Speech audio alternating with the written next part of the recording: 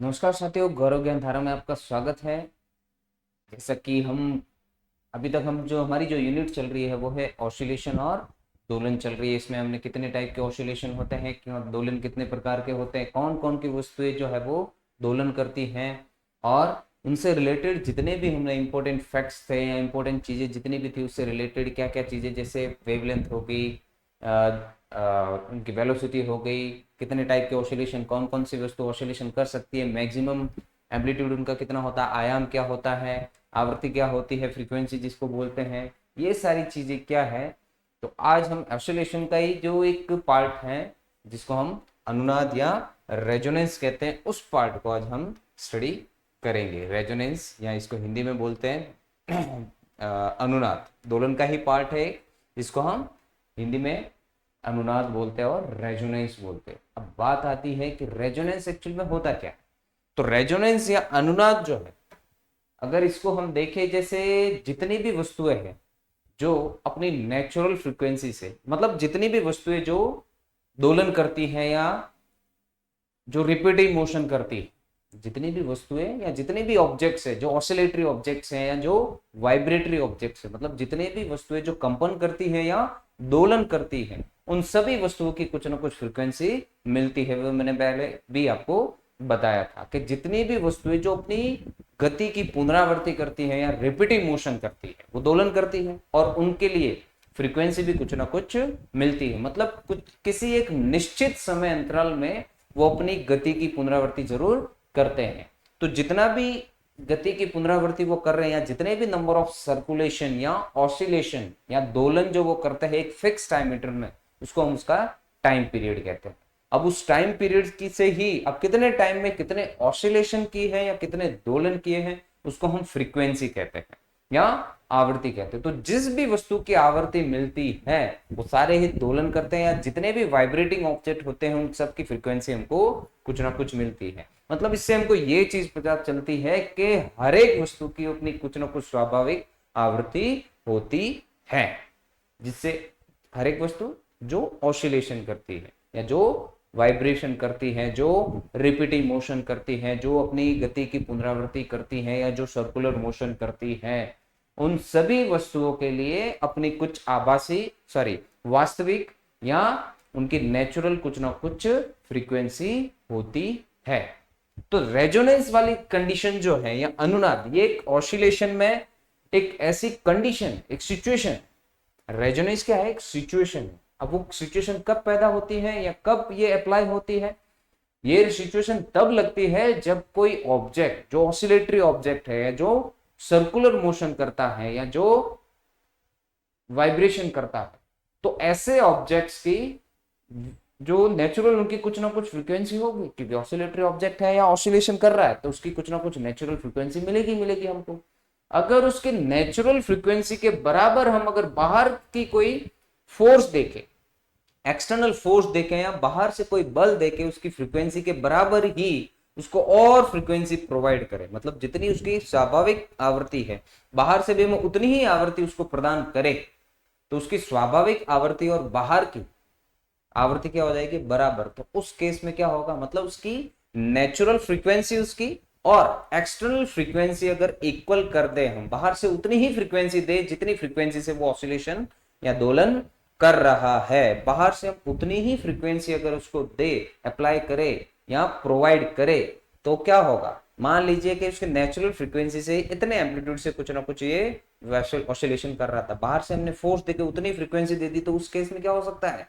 उसका आयाम जो है वो अधिकतम हो सकता है, मतलब वो मैक्सिमम डिस्प्लेसमेंट से क्या कर सकता है? वो मोशन कर सकता है, एक मीन पोजीशन के along to and fro motion कर सकता है, या फिर इर्द गिर्द किसी एक साम्य अवस्था के इर्द गिर्द वो गति कर सकता है। तो ये एक सिचुएशन है। वो सिचुएशन कब मिल रही है? जब किसी ऑसिलेटरी या वाइब्रेटरी ऑब्जेक्ट का, जब कोई दोलन करती हुई वस्तु का जो स्वाभाविक आवृत्ति उसकी बाह्य आवृत्ति के अगर बराबर कर दी जाए, तो हमको ये सिचुएशन देखने को मिलती है। और इस सिचुएशन में क्या चीज देखने को मिलती है? एक तो हमको मैक्सिमम डिस्प्लेसमेंट मिलता है, दूसरी चीज उसका आयाम भी अधिकतम मिलता है या मिल सकता है, और तीसरी चीज जो है उस वस्तु पर मैक्सिमम एनर्जी जो है ट्रांसफर होती है, मतलब अधिकतम ऊर्जा का स्थानांतरण उस वस्तु पर देखने को मिलता है। लेकिन एक चीज मैंने आपको बताई थी कि कोई भी वस्तु जो ऑसिलेशन या वाइब्रेशन मोशन करता है, या जितने भी ऑसिलेटरी मोशन हमने ली थी, फोर्स ऑसिलेशन, डैम्प्ड ऑसिलेशन, तो नेचुरली अगर कोई ऑब्जेक्ट हवा के माध्यम में या एस वाले माध्यम में, एनवायरमेंट में अगर ऑसिलेशन करता है तो उस पर एयर का कुछ ना कुछ फोर्स लगता है, मतलब उस पर एक डैम्प फोर्स लगता है जो उसकी गति को क्या करता है, रोकता है। लेकिन रेजोनेंस में क्या होता है, इसका जो रेजिस्टेंस है, रेजिस्टेंस तो फिर भी लगेगा। और ये आप ध्यान रखना कि रेजोनेंस जो है वो डैम्प फोर्स में ही एप्लीकेबल होता है, मतलब डैम्प फोर्स वहां लगेगा, लेकिन वो डैम्पिंग जो होती है वो मिनिमम हो जाती है, मिनिमाइज हो जाती है इस रेजोनेंस की कंडीशन की वजह से। क्योंकि हम जो फ्रीक्वेंसी उसकी है पहले, जो नेचुरल फ्रीक्वेंसी, उस पर वो डैम्पिंग तो लग ही रही है, लेकिन मैक्सिमम डिस्प्लेसमेंट हम दे रहे बाहर कुछ उसी फ्रीक्वेंसी का कुछ फोर्स दे रहे हैं। जो मैंने आपको बताया भी था कि बाहर से अगर कुछ फोर्स देते तो एक नेचुरल फ्रीक्वेंसी से वाइब्रेशन करता रहता है, मतलब उसका मैक्सिमम अगर देना है हमको तो उसकी फ्रीक्वेंसी के बराबर बाहर की भी फ्रीक्वेंसी इक्वल उसके देनी पड़ेगी, मतलब बाहर की आवृत्ति उसकी स्वाभाविक आवृत्ति के बराबर हमको देनी पड़ेगी, तो वो अपने अधिकतम ऑसिलेशन या मैक्सिमम डिस्प्लेसमेंट उसको मिलेगा। तो उस केस में उस पर ऊर्जा भी अधिकतम ट्रांसफर होगी। तो ये चीज है, तो उससे क्या होगा, अब अधिकतम ऊर्जा मिल रही है, मतलब उस पर जो प्रतिरोध, जो विरोध, आरोध, जो अवरोध जो लग रहा है वो क्या हो जाएगा, कम हो जाएगा। कम होगा तो इसीलिए तो वो मैक्सिमम डिस्प्लेसमेंट करेगा। अगर अवरोध ज्यादा होगा तो क्या वो डिस्प्लेस हो पाएगा, नहीं हो पाएगा, वो मिनिमम पोजीशन पे ही अपनी रहेगा, मतलब मेन पोजीशन पे ही रहेगा। लेकिन डैम्प अगर वो कम हो जाए मतलब मैक्सिमम डिस्प्लेसमेंट मिल रहा है रेजोनेंस की कंडीशन में। तो इस कंडीशन में हमको तीन चीजें देखने को मिलती है, एक तो वो अधिकतम विस्थापित हो सकता है, मैक्सिमम डिस्प्लेसमेंट मिल सकता है, उसका आयाम भी अधिकतम हो सकता है, और तीसरी चीज उसको विस्थापन, सॉरी, उसको एनर्जी जो है, ऊर्जा जो है वो भी ज्यादा मिल सकती है, मतलब एनर्जी ट्रांसफर भी अधिकतम मिल सकता है। तो ऐसी जो कंडीशन होती है उसी को हम रेजोनेंस कहते हैं। तो देखो सिंपल सी चीज है, रेजोनेंस अगर आ जाए तो सिर्फ दिमाग में आपके एक चीज आनी चाहिए सिंपल सी, कि अगर किसी वस्तु की स्वाभाविक आवृत्ति को बाहर की आवृत्ति के बराबर कर दिया जाए, या बाहर की आवृत्ति उतनी ही दे जितनी उसकी स्वाभाविक आवृत्ति है, तो उस केस में उसको क्या चीज मिलेगी, एक तो उसका अधिकतम विस्थापन मिलेगा हमको, दूसरा आयाम अधिकतम मिलेगा, तीसरा उस पर प्रतिरोध न्यूनतम हो जाएगा, चौथा उस पर ऊर्जा जो है वो अधिकतम प्राप्त होती है उसको, या अधिकतम ट्रांसफर होती है उसको, एनर्जी जो है। तो एनर्जी ट्रांसफर भी हमको मैक्सिमम देखने को मिलता है किस केस में, इस केस में, रेजोनेंस या अनुनाद के केस में। तो इसी चीज के बारे में अब हम देखेंगे कि ऑसिलेशन में रेजोनेंस क्या होता है, ऑसिलेशन में रेजोनेंस क्या होता है। अब ऐसा नहीं कि ऑसिलेशन, अब ऑसिलेशन और वेव्स अगर देखें तो एक तरंगे जिसको हम बोलते हैं, आगे वाली यूनिट वही है, तो उसमें भी हम चलेंगे, तो उधर भी रेजोनेंस हमको देखने को मिल सकता है। तो रेजोनेंस के कुछ एग्जांपल्स में मैं बताऊंगा डेली लाइफ में, वो भी मैं आपको बताऊंगा। जैसे एक तो ये बता दिया, अब जैसे फ्लूट वगैरह बजती है ना, फ्लूट में भी रेजोनेंस ही होता है, फ्लूट में भी क्या होता है, रेजोनेंस। अब जैसे एक ऑर्गन पाइप होता है कि कहीं पे स्वरित्र जो होता है, स्वरित्र आपको पता होगा, स्वरित्र को अगर हम कंपित करवा के किसी एक पाइप में जहां पर कुछ पानी भरा हुआ है और कुछ जगह खाली, उसको अगर उसके अंदर अगर हम कुछ तरंगे उस स्वरित्र से, तरंगे, ध्वनि तरंगे अगर भेजते हैं, तो वो पानी से टकरा कर वापिस आकर एक दूसरे से मिलती है, तो उस जो वेव जा रही है वही वापस आ रही है, तो उसकी और वापस आने वाली वेव की, तरंग की जो भी आवृत्ति है बराबर होगी। तो जब वो दोनों एक दूसरे से मिलेगी, मतलब उसकी जो स्वाभाविक आवृत्ति थी वो वापस आके भी उसकी भी आवृत्ति सेम है, तो बाहर की आवृत्ति और स्वाभाविक आवृत्ति क्या हो गई उसकी, बराबर हो गई। तो उस केस में उसका आयाम जो है अधिकतम हो जाता है। तो भले वो वैसे स्वरित्र से हमको साउंड सुनाई ना दे दूर से, लेकिन जब उस ऑर्गन पाइप में या रेजोनेंट ट्यूब जिसको बोलते हैं, उसमें अगर हम आप साउंड वेव्स भेजते हैं, जब रेजोनेंस कंडीशन होती है तो हमको वहां पे कुछ साउंड जो है वो पिक के फॉर्म में सुनाई देने को मिलता है। चलिए तो अब आगे बढ़ते हैं। देखिए ऑसिलेशन, अब मैंने बता दिया आपको रेजोनेंस के कंडीशन, सिचुएशन होती है, जरूरी नहीं हर बार मिले।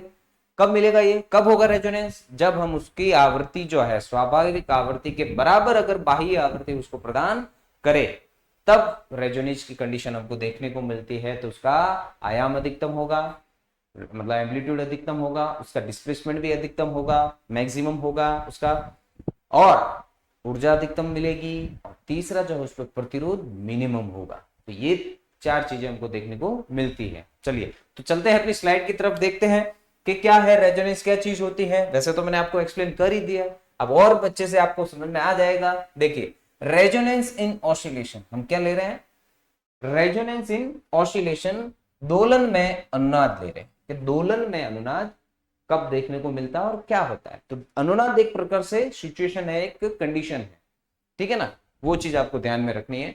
तो देखिए रेजोनेंस है क्या एक्चुअली, अभी मैंने बताया रेजोनेंस तो एक कंडीशन सिचुएशन है। तो कब होती है, तो resonance is a phenomena, resonance is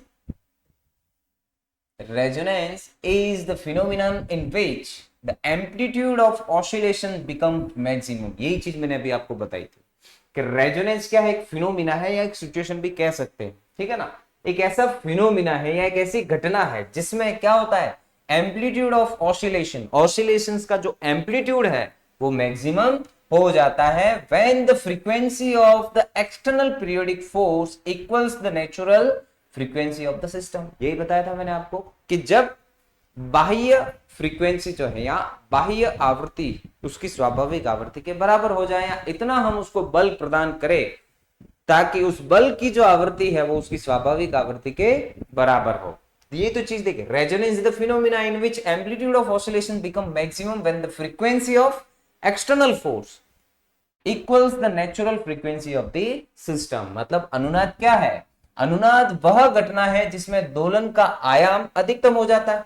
दोलन का आयाम क्या हो जाता है, अधिकतम होता है जब बाहरी आवर्त बल की आवृत्ति प्रणाली की आवृत्ति के बराबर, प्राकृतिक आवृत्ति के बराबर हो जाती है या बराबर होती है, तभी हमको क्या देखने को मिलता है, रेजोनेंस या अनुनाद देखने को मिलता है। जैसे अगर आप इस डायग्राम में देखो, झूला झूलते हैं सभी, सबको पता ही है झूले, जब हम झूलना होता है, अगर एक बार उसको झूला किसी को फोर्स दिया हमने तो क्या करेगा, झूला झूलेगा, फिर वापिस आएगा, फिर धीरे धीरे उसका एम्पलीट्यूड या विस्थापन कम होता जाएगा और फिर रुक जाएगा। लेकिन हम झूला झुलाने के लिए, किसी को झूला अगर झुलाना होता है तो हम क्या करते हैं, कंटिन्यू उसको एक फोर्स देते रहते हैं।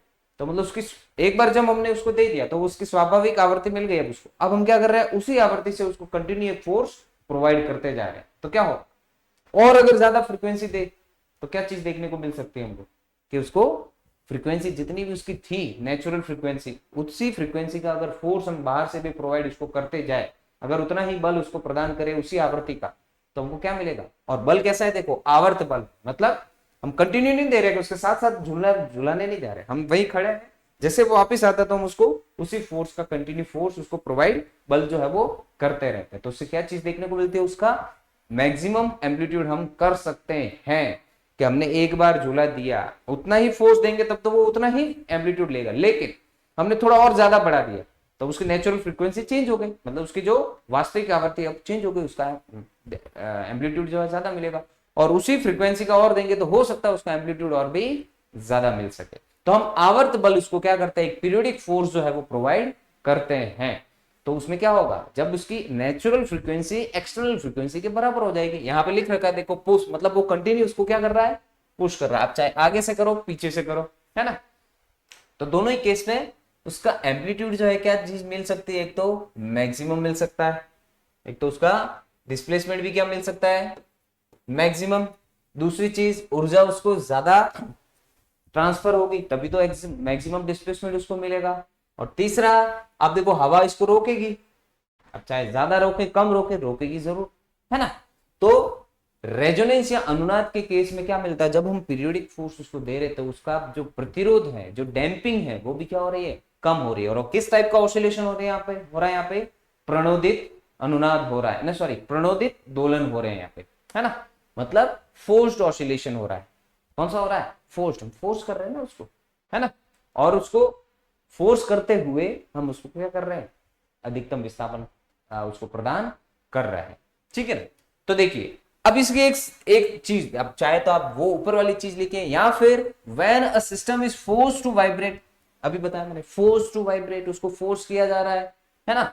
When a system is forced to vibrate at its natural frequency, मतलब किसी वस्तु को अगर उसकी प्राकृतिक या उसकी वास्तविक आवृत्ति से उसको दोलन करने के लिए अगर हम क्या कर रहे हैं, उसको बाधित कर रहे हैं, है ना, तब भी हमको क्या मिलेगा, रेजोनेंस। तो उससे क्या होगा, it's oscillates with maximum amplitude, this condition is called resonance. इस कंडीशन को हम क्या बोलते हैं, रेजोनेंस। तो क्या चीज है, जब एक सिस्टम को, when a system is forced to vibrate at its natural frequency, it oscillates with maximum amplitude, this condition is called resonance। ठीक है ना, यहां पे भी अगर इसको हम क्या करें, फोर्स करें, फोर्स टू वाइब्रेट इसकी नेचुरल फ्रीक्वेंसी के लिए, तो क्या मिल सकता है इसको, मैक्सिमम। मैक्सिमम बोले तो झूला कहां तक जा सकता है, पूरा वहां तक, है ना। तो उसकी नेचुरल फ्रीक्वेंसी तक अगर उसको ऑसिलेट करने के लिए या दोलन करने के लिए अगर हम क्या करें, बाहर से उसको फोर्स दे, और वो भी कैसा, आवर्त बल दे, है ना, तो उससे क्या मिलेगा, एम्पलीट्यूड मैक्सिमम मिल सकता है। उसी सिचुएशन को हम क्या बोलते हैं, अनुनाद कहते हैं। तो जब किसी प्रणाली को अपनी प्राकृतिक आवृत्ति पर कंपन करने के लिए मजबूर किया जाता है, तो यह अधिकतम आयाम के साथ दोलन करता है। इस स्थिति को अनुनाद कहते हैं। तो अनुनाद अभी आपको समझ में आ गया होगा कि क्या चीज होती है अनुनाद, है ना। मतलब कोई भी वस्तु जिस भी अपनी आवृत्ति से ऑसिलेट कर रही है या दोलन कर रही है अपनी प्राकृतिक या नेचुरल फ्रीक्वेंसी से, उसी फ्रीक्वेंसी का अगर बल हम उसको प्रदान करते हैं या प्रोवाइड करते हैं, तो वो अधिकतम वेग से भी गति कर सकता है, या फिर उसका एम्पलीट्यूड जो है वो मैक्सिमम होगा, क्योंकि एनर्जी ज्यादा ट्रांसफर होती है। ठीक है ना। अब जैसे फैन अगर घूम रहा है अपनी नेचुरल फ्रीक्वेंसी से, और उसी फ्रीक्वेंसी से हम उसको बाहर से एक फोर्स अगर प्रोवाइड करें कंटिन्यू, है ना, तो क्या होगा, वो जिस वेग से घूम रहा था उसकी एंगुलर वेलोसिटी और भी बढ़ सकती है, एम्पलीट्यूड भी बढ़ सकता है ना। तो उसको भी हम क्या बोलते हैं, रेजोनेंस बोलते हैं। चलिए अब देखिए, रेजोनेंस में क्या कंडीशन क्या मिलती है, क्या क्या इक्वल होना चाहिए, कि उसकी प्राकृतिक आवृत्ति बाह्य आवृत्ति के बराबर होनी चाहिए। तो नेचुरल फ्रीक्वेंसी क्या होती है, नेचुरल फ्रीक्वेंसी या प्राकृतिक आवृत्ति क्या होती है, वो आवृत्ति जिस जो किसी भी वस्तु की स्वाभाविक होकर उतने फ्रीक्वेंसी से या उतने आवर्त वो सर्कुलेशन या दोलन प्रति सेकंड कर सकता है, वो उसकी नेचुरल फ्रीक्वेंसी, उससे ज्यादा नहीं कर सकता। जैसे स्वरित्र होते हैं, स्वरित्र आपने देखे होंगे जो रबड़ पैड पे से स्ट्राइक की जाते हैं, 11th क्लास में आपने प्रैक्टिकल अगर किए हैं तो उसमें देखे होंगे कि स्वरित्र क्या होता है। तो स्वरित्र भी अलग अलग उनकी आवृत्ति होती है। जैसे मंदिर में जाके अपने घंटी बजाते हैं, कोई छोटी होती है कोई बड़ी होती है, कोई ज्यादा टाइम तक साउंड क्रिएट करती है मतलब, और कोई कम टाइम तक साउंड क्रिएट होती है। अलग अलग मटेरियल की सबकी फ्रीक्वेंसी क्या होती है, अलग अलग होती है। जैसे अगर आप लोहे को अगर स्ट्राइक करते हैं किसी ऑब्जेक्ट से या उसको किसी से टकराते हैं, तो लोहा हो सकता है कि वाइब्रेट, उसका वाइब्रेशन या फ्रीक्वेंसी अलग हो। पीतल को अगर आप स्ट्राइक करोगे तो उसकी अलग हो। दूसरा कोई मटेरियल अगर लेते हो तो सबकी फ्रीक्वेंसी क्या होती है, अलग अलग होती है ना। लेकिन साउंड वेव्स जो होती है, क्योंकि अब पीतल और उसकी बात आई है स्ट्राइक करने की, तो साउंड वेव्स भी प्रोड्यूस होगी वहां पे, दोलन जो मिलेगा वो किसकी फॉर्म में मिलेंगे, वेव्स जो है वो साउंड की। तो साउंड वेव जो है मेटल्स में सबसे ज्यादा क्या करते हैं, ट्रैवल करती है। तो सबकी फ्रीक्वेंसी क्या हो सकती है, अलग अलग। तो हर एक वस्तु की प्राकृतिक फ्रीक्वेंसी अलग अलग हो सकती है। वो मटेरियल कैसा है, तो मटेरियल पर बेस्ड होता है। क्या होता है, मटेरियल पर बेस्ड। अब किसी की डेंसिटी या क्या बोलते हैं उसको, घनत्व, घनत्व सबका अलग अलग होता है। अलग अलग मटेरियल, सेम मटेरियल का सेम होता है लेकिन अलग अलग मटेरियल का अलग अलग होता है। कि इतने से पर्टिकुलर पोर्शन में किसी मटेरियल में नंबर ऑफ पार्टिकल 100 हो सकते हैं, किसी के 50 हो सकते हैं, किसी के 150 हो सकते हैं। तो जब वो वाइब्रेट भी ज्यादा करेंगे तो उसकी फ्रीक्वेंसी भी हमको ज्यादा मिल सकती है। मतलब नंबर ऑफ ऑसिलेशंस भी वो क्या कर सकता है, ज्यादा कर सकता है। कोई ज्यादा वाइब्रेशन करेगा, कोई कम वाइब्रेशन करेगा। तो नेचुरल फ्रीक्वेंसी क्या होती है, एवरी ऑसिलेटिंग, देखो नेचुरल मतलब प्राकृतिक आवृत्ति क्या होती है किसी भी वस्तु के लिए, क्योंकि हमने यही लिया है अनुनाद में कि प्राकृतिक आवृत्ति उसकी बाह्य आवृत्ति के बराबर हो जाए, या बाह्य आवृत्ति उतनी ही दे जितनी उसकी प्राकृतिक आवृत्ति है, तो हमको क्या मिलेगा, अनुनाद मिलता है। तो देखिए यहाँ पे क्या है, प्राकृतिक आवृत्ति क्या होती है कि every oscillating system has a natural frequency at which it vibrate when disturb and then left free. मतलब अगर किसी, जैसे यही है, इसको भी अगर मैं किसी से स्ट्राइक करूं तो इसकी भी कुछ ना कुछ फ्रीक्वेंसी होगी, कुछ ना कुछ साउंड ये भी क्रिएट करेगा, है ना। अब उसकी जगह पे कोई दूसरा ऑब्जेक्ट लो तो वो उसको अगर भी मैं स्ट्राइक करूँ तो उसके वाइब्रेशन अलग होंगे, उसकी फ्रीक्वेंसी अलग होगी। तो कोई भी जिसको हमने डिस्टर्ब किया, डिस्टर्ब करने का मतलब उसको अगर हम कुछ कंपन दे रहे हैं किसी भी वस्तु से, तो अगर को कंपन दे के हमने छोड़ दिया तो वो कितने टाइम तक वाइब्रेट कर रहा है या कितने ऑसिलेशन कंप्लीट कर रहा है एक यूनिट टाइम में, वो उसकी फ्रीक्वेंसी होगी।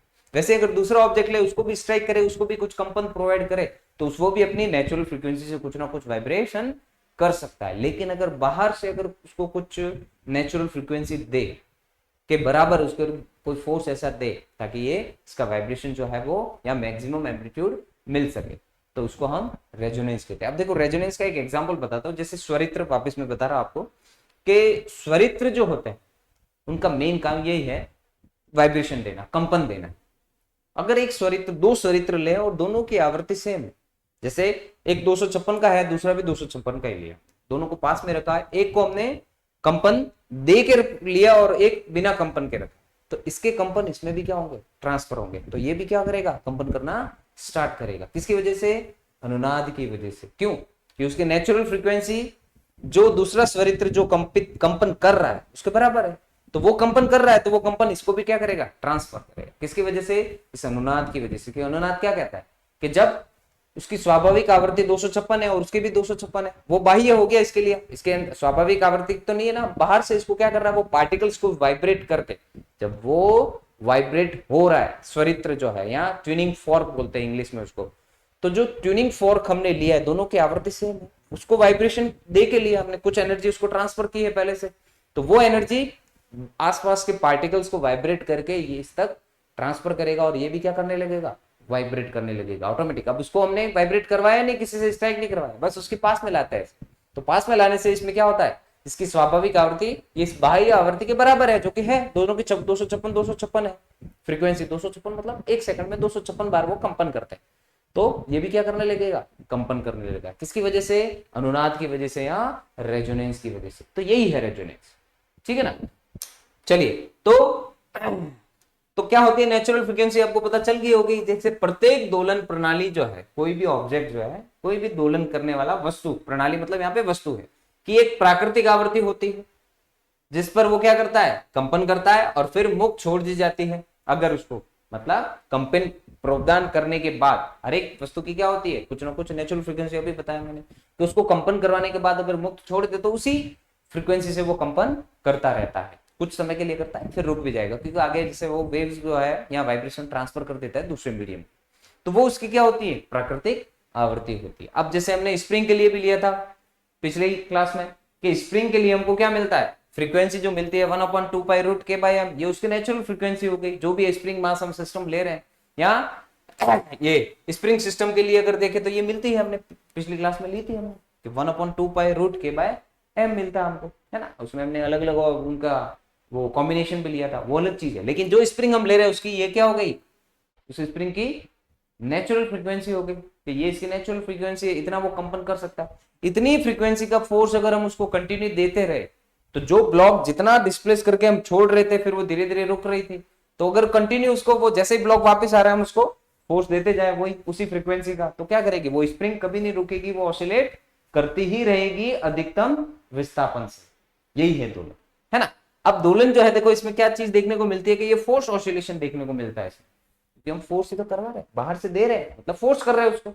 तो ये कौन सा अनुनाद भी किसमें मिल रहा है हमको, फोर्स्ड ऑसिलेशन में या प्रणोदित दोलन में मिल रहा है। तो क्या चीज देखने को मिल रही है यहाँ पे, देखो कि when an external periodic force is continuously applied to a system, the system performs forced oscillation. जैसे फैन भी घूमता है, पंखों को भी क्या मिल रहा है, एक इलेक्ट्रिक फोर्स मिल रहा है, विद्युत बल मिल रहा है, जिसकी वजह से वो कंटिन्यू क्या करता है, घूमता रहता है। अगर हमने लाइट देकर उसको बंद कर दे तो क्या वो घूमता ही रहेगा, नहीं घूमेगा। एक बार स्विच ऑन करके बंद कर दिया तो जितना भी उसको वो इलेक्ट्रिक फोर्स मिल रहा है एक पर्टिकुलर टाइम के लिए, तो उतना ही वो रोटेट करके वापस रुक जाएगा, है ना। तो वही चीज है। तो वहां पे हमको क्या चीज देखने को मिल रही है, दोलन कब मिलेगा, जब फोर्स्ड ऑसिलेशन होगा। फोर्स्ड ऑसिलेशन में ही दोलन हमको देखने को मिलता है, जब बाह्य आवृत्ति या बाह्य बल कुछ प्रदान उसको सेम आवृत्ति का किया जाता है, मतलब जो एक्सटर्नल फोर्स उसको सेम फ्रीक्वेंसी का अगर प्रोवाइड करे। तो देखिए यहाँ पे एक भाई अपनी बहन को क्या है, झूला झूला रहा है। अब देखिए छोटी बहन बैठी है झूले पे, अब भाई क्या कर रहा है, उसको पुश कर रहा है, बल प्रदान कर रहा है।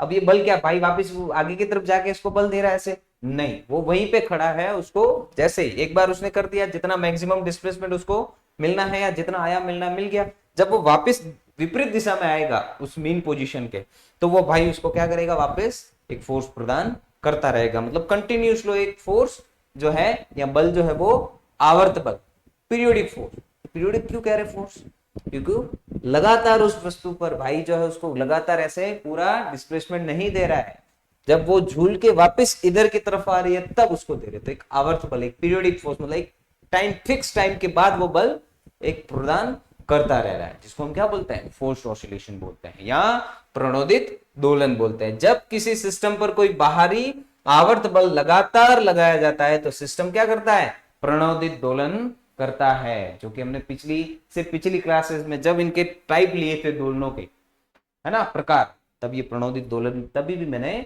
बताया था। लेकिन रेजोनेंस अभी बता रहा हूं, क्यों बता रहा हूं कि वहां बताता तो हो सकता है ये रेजोनेंस में खो जाता कहीं बीच में, इसीलिए यहां पे बता रहा। तो रेजोनेंस प्रणोदित दोलन में हमको देखने को मिलता है। अभी देखिए, जैसे if the applied frequency matches the natural frequency of the system, अगर हम जो बल उसको प्रदान कर रहे हैं जिस भी आवृत्ति का, वो मतलब अप्लाइड जो फ्रीक्वेंसी है वो उसकी नेचुरल फ्रीक्वेंसी के बराबर हो जाए तो क्या मिलेगा, रेजोनेंस मिलेगा। तो resonance occurs, this condition for resonance, resonance क्या होती है कंडीशन रेजोनेंस के लिए, कि उसकी नेचुरल फ्रीक्वेंसी एफ जो है उसकी आउट फ्रीक्वेंसी, आउटर फ्रीक्वेंसी या प्रोवाइड जो फ्रीक्वेंसी है, एक्सटर्नल फ्रीक्वेंसी, उसके बराबर हो जाए तो हमको क्या चीज देखने को मिलेगा, रेजोनेंस देखने को मिलेगा। कि यदि किसी लागू आवर्ती प्रणाली की प्राकृतिक आवृत्ति से क्या हो जाए, मेल खाती है, मतलब उसकी जो प्राकृतिक आवृत्ति और हम बाहर से तो दे रहे हैं वो अगर उसके बराबर हो जाए तो हमको क्या मिलता है, तो अनुनाद उत्पन्न होता है। तो अनुनाद के लिए क्या शर्त है, वही कि भाई नेचुरल फ्रीक्वेंसी उसकी जो F0 जो है वो उसकी नेचुरल फ्रीक्वेंसी है, और ये जो हम बाहर से प्रोवाइड कर रहे हैं तो उसकी नेचुरल फ्रीक्वेंसी या उसकी प्राकृतिक आवृत्ति अगर बाह्य आवृत्ति के बराबर हो जाए तो हमको क्या देखने को मिलता है, अनुनाद देखने को मिलता है। तो ये है अनुनाद, एक सिचुएशन है जो हम अगर बाहर से एक पीरियोडिक फोर्स देते हैं तो वो अधिकतम विस्थापन से, अधिकतम आयाम से, न्यूनतम प्रतिरोध से और अधिकतम एनर्जी से अगर कोई ऑसिलेट करता है तो उस कंडीशन को हम रेजोनेंस कहते हैं। मतलब ऐसी सिचुएशन जिसमें कोई पार्टिकल जो है maximum displacement, maximum amplitude, minimum resistance और मैक्सिमम एनर्जी ट्रांसफर के साथ अगर कोई मोशन करता है या ऑसिलेट करता है तो उस सिचुएशन को हम रेजोनेंस कहते हैं। चलिए स्क्रीनशॉट ले लीजिए इसका।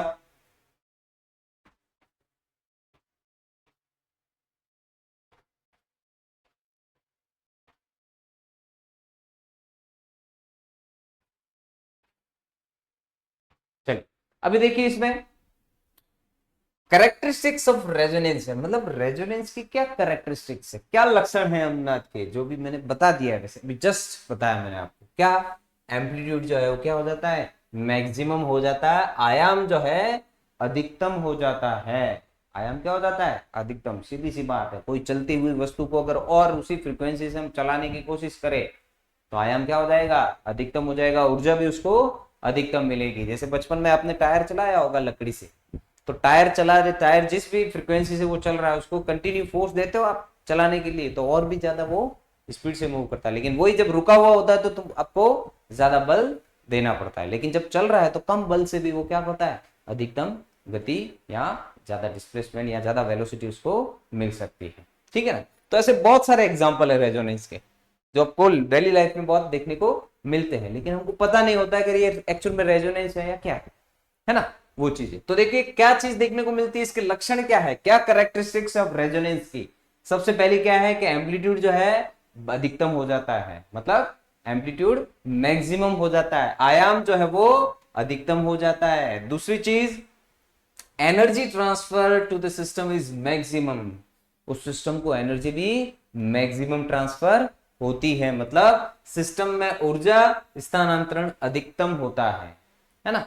और तीसरी चीज क्या मिलती है, ऑसिलेशंस बिकम्स वेरी लार्ज, जो मैंने बता रहा हूं एम्पलीट्यूड ऑसिलेशन जो है बहुत बड़ा हो जाता है। है ना। जैसे भी पीछे झूला झूल रही थी एक वो बच्ची जो जिसको झुला रहा था उसका भाई, तो उसमें भी अगर वो पीरियोडिक फोर्स दे रहा है तो उसका एम्पलीट्यूड जो है क्या हो जाएगा, या ऑसिलेशंस जो है बहुत बड़े हो जाएंगे, लार्ज हो जाएंगे।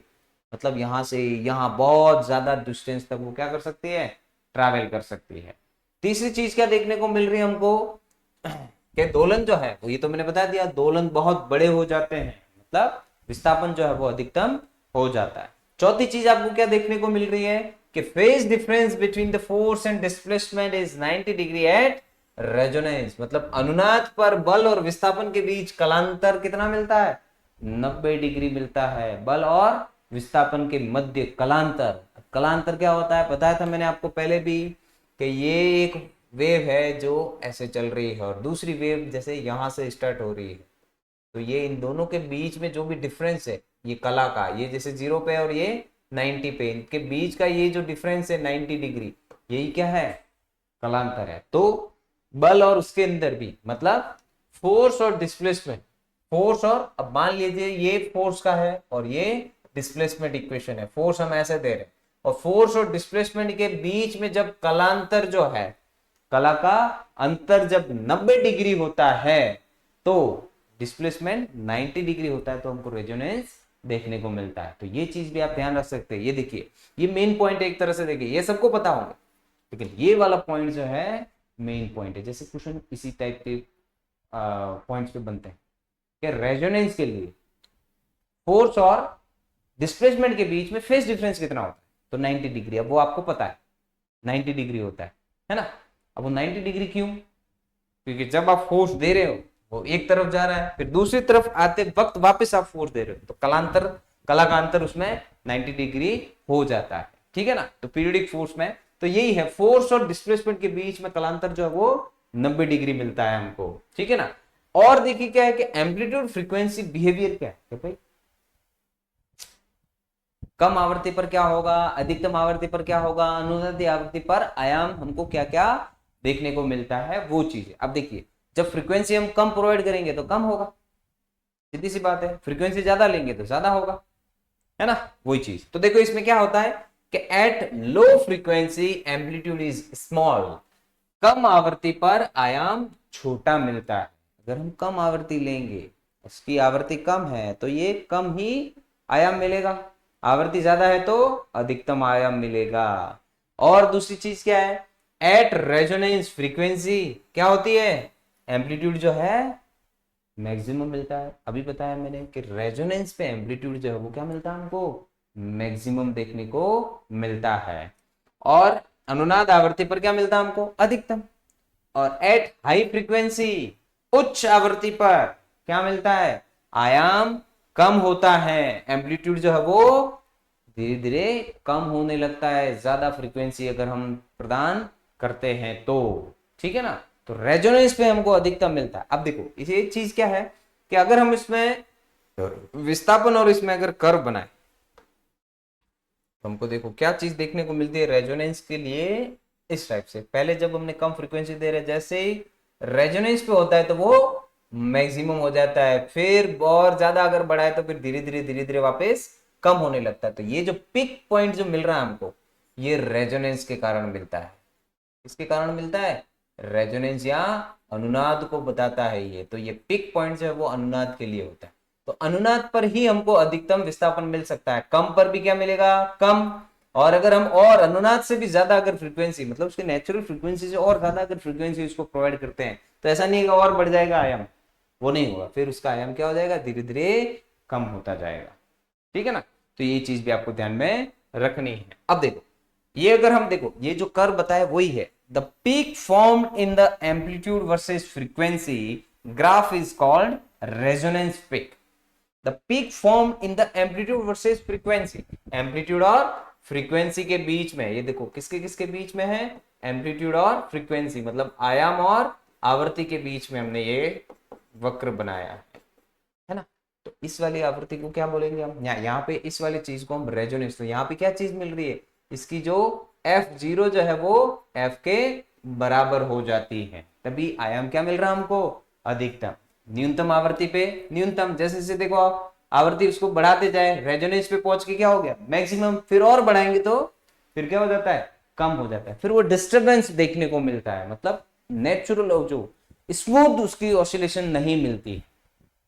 फिर उसकी स्मूथ ज्यादा अगर फ्रीक्वेंसी उसकी नेचुरल फ्रीक्वेंसी से प्रोवाइड करते तो वो फिर वो डिस्टरबेंस देखने को मिलता है हमको। डिस्टरबेंस बोले तो टर्बुलेंस देखने को मिलता है, जो एक टर्बुलेंस आपने नाम सुना होगा, इसका हिंदी वर्ड मेरे को याद नहीं आ रहा है। तो वो चीज के कारण फिर उसका एम्पलीट्यूड धीरे धीरे फिर क्या होता है, कम होने लगता है। कम होने का इन द सेंस कि वो दूसरे जो है, जितना आप ज्यादा अगर फ्रीक्वेंसी देते हैं तो फिर और भी ज्यादा दूसरे फैक्टर भी वहां पे उसको रोकने के में लग जाते हैं, खुद अपना खुद का ही फ्रीक्वेंसी उसकी उसको रोकने में लग जाती है। चलिए, तो आयाम बनाम आवर्ती ग्राफ में बने शिखर को अनुनाद शिखर कहा जाता है। ये पॉइंट आपको बस रेजोनेंस के लिए, इन्हीं पॉइंट्स पर क्वेश्चंस बनते हैं मोस्टली रेजोनेंस के लिए। पीछे जो है वो सारी डेफिनेशंस वगैरह वो थी, अब जैसे ये होगी नेचुरल फ्रीक्वेंसी के लिए हमने पिछले पढ़ा है, और ये पॉइंट आपके लिए काम का है, प्रणोदित दोलन में ही अनुनाद हमको देखने को मिलता है।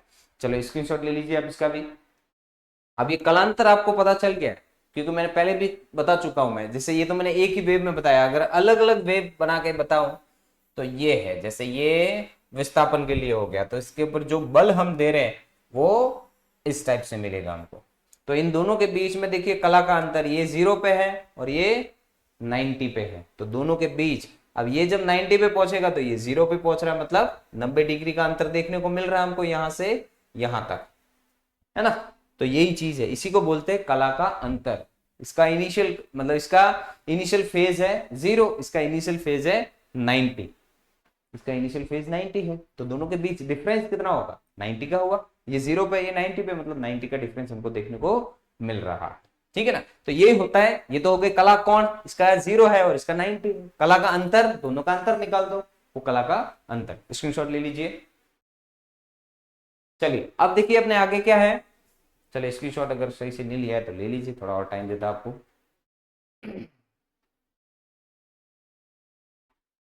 चलिए अभी आगे देखिए हमारे पास क्या है, इफेक्ट ऑफ डैम्पिंग। अभी मैंने बताया था कि कुछ ना कुछ प्रतिरोध तो लगता ही है, लेकिन प्रतिरोध अनुनाद में क्या हो जाता है, कम हो जाता है, लेकिन लगेगा सही। ऐसा नहीं है कि पूरी तरह से प्रतिरोध जो है वो खत्म हो जाए, खत्म तो हो नहीं रहा है ना।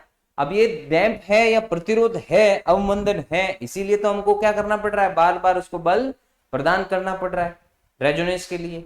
नहीं तो प्रदान करने की जरूरत क्या है, एक बार दे दो वो बस चलता ही जाएगा। अगर प्रतिरोध नहीं होगा तो प्रतिरोध इसमें लगता है, कम हो जाता है, लेकिन पूरी तरह से खत्म नहीं होता। तो देखिए इन practical system damping is always present. अगर हम व्यवहारिक प्रणालियों में देखें तो अवमंदन हमेशा मौजूद रहता है। हम भी बाइक वगैरह ले जाते हैं, जितना स्पीड से चलाते हैं उतना ही हवा हमको ज्यादा रोकती है, तो अवमंदन तो वहां पे भी लग रहा है ना। तो प्रैक्टिकली अगर देखें, व्यवहारिक प्रणालियों में अगर देखें या व्यवहारिक रूप से देखें तो हमेशा अवमंदन किसी न किसी चीज में लगता है। इसीलिए तो जितने भी फैंस वगैरह यहाँ होते हैं, जो जो मोटर वगैरह जो होती है उनमें बेरिंग का यूज करते हैं। बेरिंग क्या करता है, फ्रिक्शन को कम करता है, उस अवमंदन को ही एक तरह से क्या करता है, रेजिस्टेंस को कम करता है। तो ये चीज आपको ध्यान में रखनी है कि डैम्पिंग जरूर अनुनाद में भी लगता है, क्योंकि फोर्स्ड ऑसिलेशन में, प्रणोदित में ही तो हमको क्या मिलता है, प्रणोदित दोलन से ही तो रेजोनेंस या अनुनाद हमको देखने को मिलता है। चलिए अब अवमंदन का कैसे इफेक्ट पड़ता है वो भी हम देख लेते हैं कि स्मॉल डैम्पिंग अगर हम ले रहे हैं, प्रतिरोध बहुत कम मिल रहा है हवा का, हवा बहुत कम चल रही है, एक तो हवा फास्ट चलती है और एक कम चल रही है, मान लो जहां पे भी दोलन हो रहा है ना। तो स्मॉल डैम्पिंग से, कम अवमंदन से क्या चीज मिलेगा, या छोटे अवमंदन से क्या मिलेगा, sharp and high resonance peak मिलेगा। मतलब जब अवमंदन जब कम होता है तो इस पर एकदम शार्प हमको क्या मिलता है, रेजोनेंस देखने को मिलता है, शार्प, बहुत शार्प देखने को मिलता है रेजोनेंस, है ना। तो तीव्र और उच्च अनुनाद शिखर देखने को मिलता है। तीव्र मतलब तीखा भी और बहुत ऊपर, रेजोनेंस बहुत ऊपर, तीव्र और मतलब शार्प, एकदम अचानक डिस्प्लेसमेंट बहुत ज्यादा होता है जल्दी से।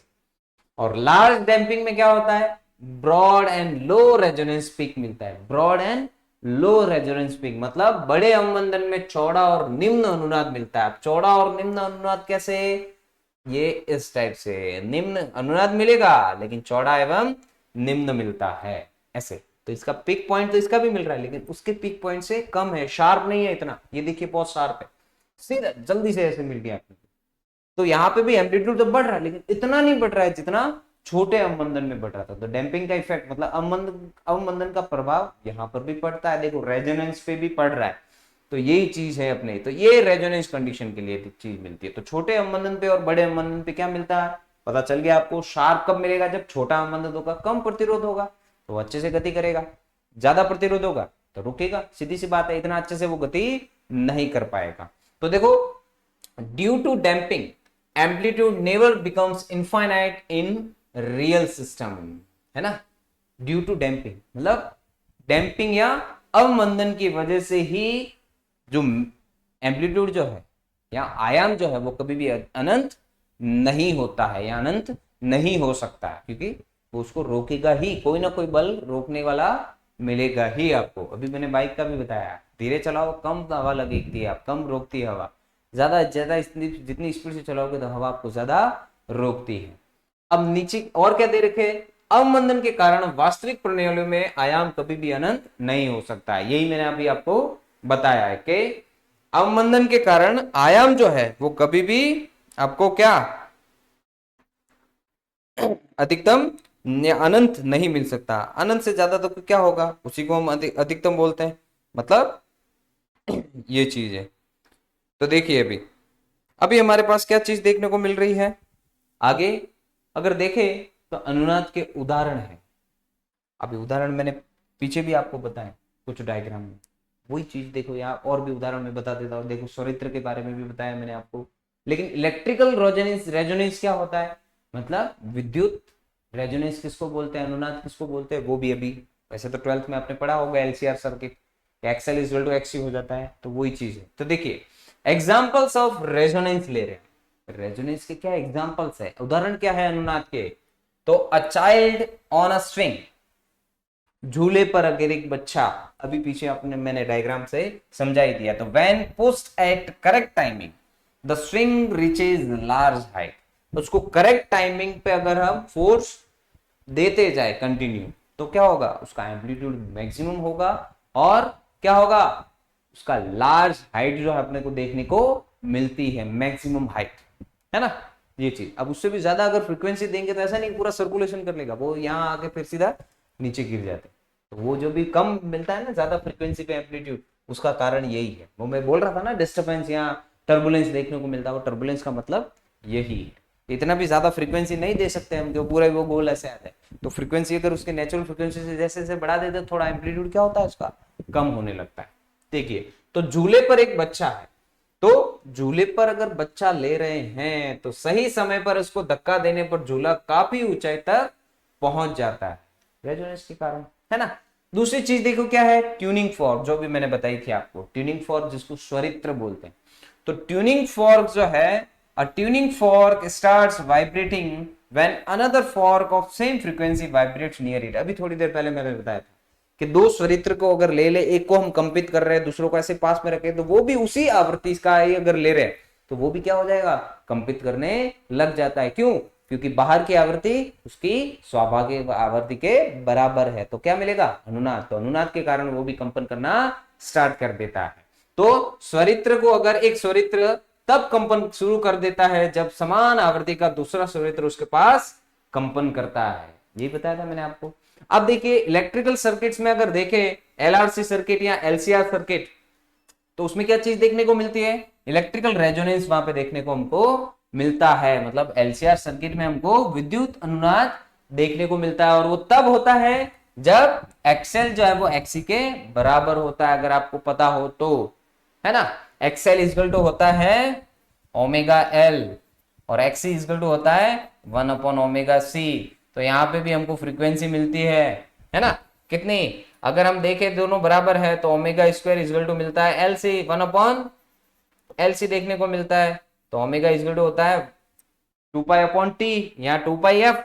तो हमको फ्रीक्वेंसी यहाँ पे कितनी मिलती है रेजोनेंस के लिए, एफ आर जिसको हम बोलते हैं, एफ आर हमको यहाँ पे मिलता है 1/2 पाई√एल सॉरी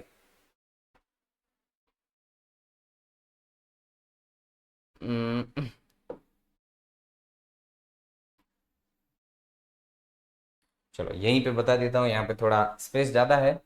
तो देखो एक्सएल जो है वो होता है ओमेगा एल, और वो होता है 1/ओमेगा सी, है ना।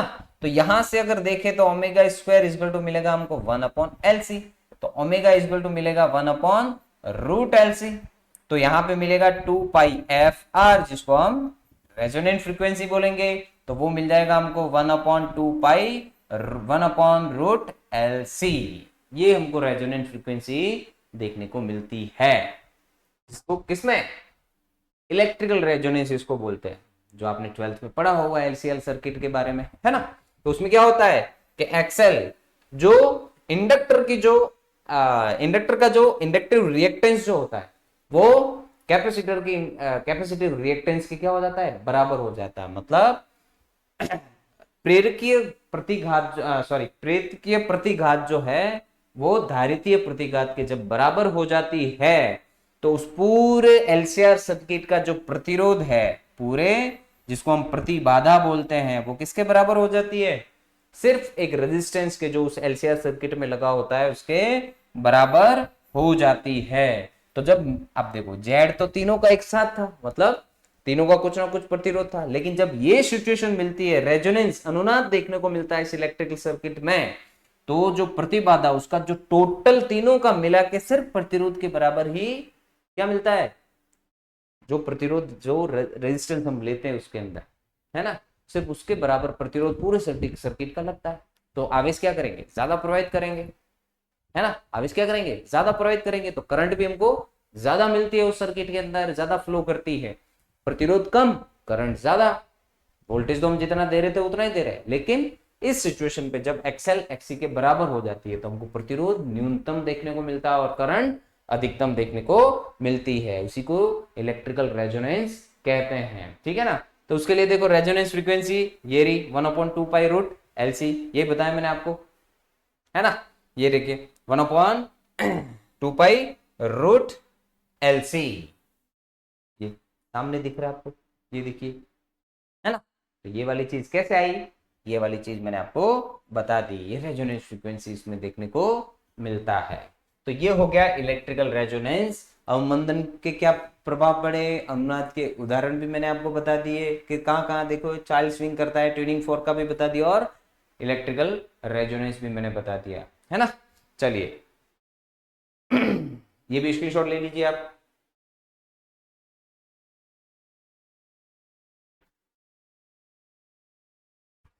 ओके तो ये देखो रेजोनेंस की हमने जितनी भी कंडीशंस थी दोलन में वो सारी ले ली हमने, रेजोनेंस की कंडीशंस के ये सारी कंडीशंस उनको रेजोनेंस में या दोलन में देखने को मिलती है। अब आपको वैसे तो समझ में आ गया होगा अच्छे से रेजोनेंस क्या है ना, बस यही चीज है। तो रेजोनेंस यही चीज है। अब रेजोनेंस पे जो भी क्वेश्चन भी अगर बनेंगे तो इन्हीं बेसिस पर बनेंगे। अगर इलेक्ट्रिकल रेजोनेंस में पूछ लेगा तो ये एक्सएल इक्वल टू एक्स हमको पता रहना चाहिए। तो 1/2π√LC हमको वो मिलती है इसकी क्या बोलते हैं इसकी फ्रीक्वेंसी मिलेगी, रेजोनेंट फ्रीक्वेंसी, है ना। और अगर ट्यूनिंग फोर्क का भी एग्जांपल पूछ ले, और पीछे भी मैंने बताया था कि इस पर ये वाला मेन पॉइंट है, बाकी तो चलो हम कब से लेते आ रहे हैं, लेकिन ये वाला चीज जो है कि उनके कलांतर कितना होता है बल और विस्थापन में, मतलब क्या बोलते हैं ये फोर्स और डिस्प्लेसमेंट में फेज डिफरेंस जो है वो 90 डिग्री का मिलता है रेजोनेंस में, अनुनाद में, ठीक है ना। अभी देखिए आगे टाइप ऑफ रेजोनेंस। अब रेजोनेंस तो लिए हमने, रेजोनेंस की भी तो टाइप होते हैं, यहाँ पे भी हमने देखो ये जो एग्जाम्पल लिए ये भी अलग अलग है। ये कौन सा है, मैकेनिकल हो गया, है ना, दूसरा इलेक्ट्रिकल अभी मैंने बताया, और तीसरा जो है इसमें एक अलग है एक्रोस्टिक, जो मैंने भी साउंड वेव का बताया था, अलग अलग घंटी अलग अलग मटेरियल में, मंदिर में जाके घंटी पे जाते हैं, कोई बड़ी होती है कोई छोटी होती है ना, तो उसमें नंबर ऑफ पार्टिकल्स जितने हैं उस हिसाब से उसका वाइब्रेशन भी अलग अलग मिलता है, वही चीज, तो उसके हिसाब से भी हमको अलग अलग देखने को मिलते हैं। अब देखिए अब ये कितने प्रकार के हैं, तो हम क्या ले रहे हैं, नेक्स्ट टाइप ऑफ रेजोनेंस, अनुनाद के प्रकार ले रहे हैं। देखिए सबसे पहला कौन सा है, मैकेनिकल रेजोनेंस, जो भी झूला झूलने वाला वो सब, पेंडुलम ले लो, ये सब मैकेनिकल रेजोनेंस में आते हैं, है ना। दूसरा जो है इलेक्ट्रिकल रेजोनेंस भी अभी बता दिया हमने। एक पहला तो है यांत्रिक अनुनाद जो झूला झूलने वाला, दूसरा जो है विद्युत अनुनाद, अभी हमने एलसीआर सर्किट का पीछे वाली स्लाइड में देखा हमने, ये देखिए ये एलसीआर इलेक्ट्रिकल रेजोनेंस में आता है।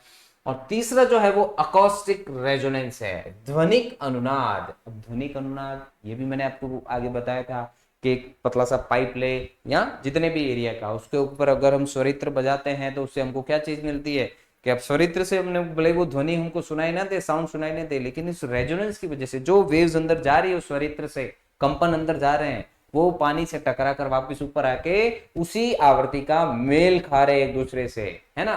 तो मेल खाने से उसका आयाम क्या हो जाता है, बढ़ जाता है, तो हमको कुछ ना कुछ साउंड वहां पे सुनाई देता है। फ्लूट में भी यही होता है ना, गिटार में भी। ये सब एकॉस्टिक रेजोनेंस के उदाहरण है। गिटार में जब वायर आप स्ट्रिंग को ऐसे डिस्टर्ब करते हो, कंपन उसमें देते हो, तो साउंड सुनाई देता है। कैसे? अगर वही वायर को आप अलग से ले जाओ नहीं सुनाई देगा आपको, लेकिन गिटार में एक लकड़े की चीज होती है, उसके अंदर एक खाली जैसा एक पोर्शन होता है, खाली जगह होती है, तो जो भी आप वाइब्रेशन कंपन उसको दे रहे हो, वो कंपन हवा के थ्रू उस लकड़े के बॉक्स में ट्रांसफर हो रहे हैं और वहां से अंदर जाके टकरा के वापस आके उसकी कंटिन्यू आप उसको बजाते जाओगे, तो अंदर के साउंड वेव्स की फ्रीक्वेंसी और बाहर जो आप साउंड उसको दे रहे, एक ही स्ट्रिंग से मिल रहा है, तो दोनों की फ्रीक्वेंसी मैच करती है, तो हमको अनुनाद के कारण वो ध्वनिक अनुनाद होता है, उसको एकॉस्टिक रेजोनेंस कहते हैं। तो उससे हमको साउंड जो है वो सुनाई देने को मिलता है, ठीक है ना। तो ये है रेजोनेंस की कुछ कंडीशंस या टाइप ऑफ रेजोनेंस। एक तो मैकेनिकल, जिसमें किसी वस्तु को हम जैसे कुछ ना कुछ बाह्य आवृत्ति दे के, आवर्त बल दे के उसको वाइब्रेट करवा रहे हैं या ऑसिलेट करवा रहे हैं, है ना, मैक्सिमम डिस्प्लेसमेंट दे रहे हैं, मैक्सिमम एनर्जी। इलेक्ट्रिकल में हमने पीछे देख ही लिया कि एलसीआर सर्किट में जब एक्सएल एक्सी के बराबर होता है तो उससे उसका प्रतिरोध क्या हो जाता है, न्यूनतम, तो वो अधिकतम कार्य या ऊर्जा विस्थापित करता है, आउटपुट में देता है ना। और तीसरा जो है अकॉस्टिक, अभी मैंने बता दिया, जिसको ध्वनिक अनुनाद कहते हैं। अब देखिए इंपॉर्टेंट पॉइंट्स अगर देखें रेजोनेंस के बेस पर के, किस बेस पर ये रेजोनेंस की अगर लैंग्वेज की फॉर्म में अगर पूछे तो कैसे, किस टाइप से और कैसे पूछ सकते हैं। तो देखो, resonance occur only in forced oscillation, यही बताया था मैंने अभी आपको थोड़ी देर पहले कि अनुनाद केवल प्रणोदित दोलन में होता है। किसमें होता है? प्रणोदित, जो फोर्स्ड ऑसिलेशन कर बोलते हैं जिसको।